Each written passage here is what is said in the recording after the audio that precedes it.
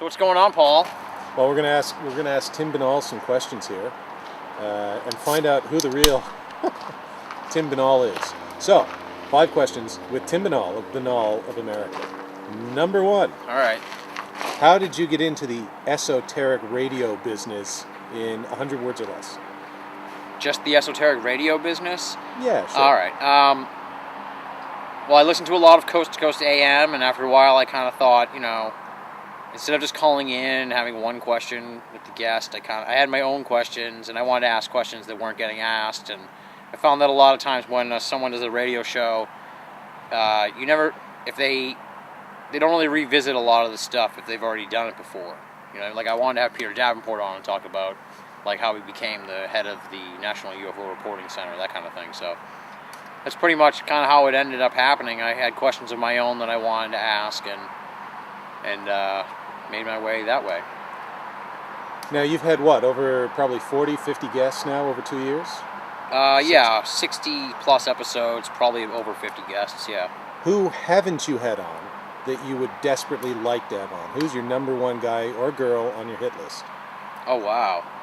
I don't really have anyone in particular that I'm like really pining for, because the first season I managed to get I made a list before I started doing the show, and that was kind of how a lot of the guests I made the list of ended up on the show in the last couple of seasons. So there's not too many people left that I really wanted. But if I could, I want to interview we were talking about Linda Moulton Howe. Some of the more big names would be kind of fun to do. David Icke, maybe Hoagland if he would do the show. And what subject would you like to spend season 3 doing a bit more of? Because you've done a lot of UFO stuff, and that's great. Yeah. And a little Bigfoot stuff. Is there a subject you haven't touched on yet that you'd like to sort of dig into a bit deeper? Not really, because I don't really cover a lot of the stuff I'm not that interested in. I don't really do the ghost stuff or that kind of thing. I mostly just do stuff that I know about and want to talk about. Maybe some more conspiracy stuff. If I could get into that, would be kind of nice. Maybe get Alex Jones on or something like that would be kind of cool. So maybe more conspiracy stuff, maybe a little more Bigfoot, and more international guests really would be what I'd like to do, is more international people and people that you haven't heard on the big shows yet. Up-and-comers and stuff like that. Sort of like a AAA team for Coast to Coast. I guess. No, I'm just kidding. So you get them coming down and you get them going up. So there you go. Yeah. And how does Tim Binnall feel about having been named number 9 on the Other Side of Truth's top 10 list of ufology's Generation Now? I like to call it Revolution number 9 because we're changing the face of paranormal radio, and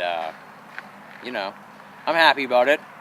It's cool because a lot of the people that were on the list have a much more credentials than I do. To be on a list with Nick Pope and Nick Redfern and Mac Tonnies and stuff, we've done a ton of stuff, and I've really just got a little rinky-dink radio show and a pretty cool website with great writers and stuff like that. I was pretty happy. I think it's pretty cool to I'm on my way, I feel. So it's good. I was happy. I was impressed that, not really impressed, I guess, thankful would probably be the best word. Thankful that I was included on the list, even though I kind of caused the list to happen. Validated, yeah, that's exactly it, Graham. That's what you get for publicly complaining. exactly. It is. Greasy the squeaky wheel gets the grease. Gets the grease, yes. No, the greasy wheel doesn't get the squeak. It doesn't work that way. Is that what I said? Yeah, you said, yeah. It's been a long day. I've had some beers. I'm camping.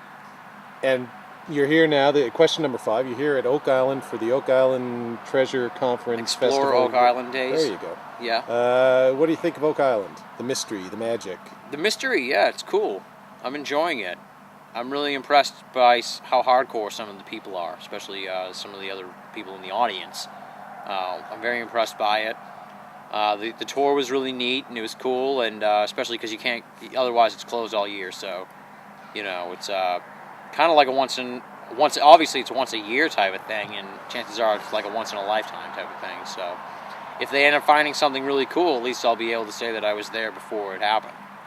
So that was kind of neat, and I was surprised by it. It was kind of like what I heard Roswell was kind of like, a little bit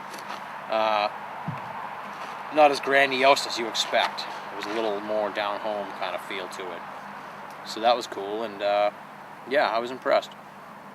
All right, this has been 5 questions on Kimball of Canada with Tim Binnall of America, as we get eaten by mosquitoes. So this is Paul Kimball signing off. We also he's still taping.